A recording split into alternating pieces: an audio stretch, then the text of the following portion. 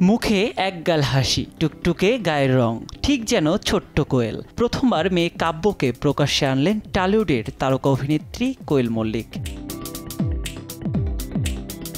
এতদিন মেয়েকে রেখেছিলেন সকলের চোখের আড়ালে। ছোট্ট কাব্যকে দেখতে উদ্গ্রীব ছিলেন তার ভক্তরা। মহাসপ্তমীতে সব কৌতূহলের অবসান ঘটালেন নায়িকা। মেয়েকে কোলে নিয়ে বাড়ির পূজার বিশেষ মুহূর্ত ভাগ করে নিলেন তিনি।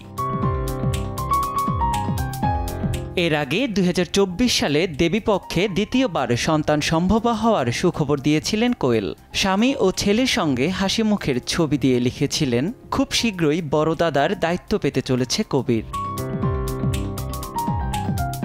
সোশ্যাল মিডিয়ায় পোস্ট করা কোয়েলের ছবিগুলো দেখে মুগ্ধ নেটিজেনরা। এক ফ্রেমে পুরো পরিবারকে পেয়ে ভালোবাসায় ভরিয়ে দিয়েছেন ভক্তরা। নিয়াজ শুভ, সময় সংবাদ।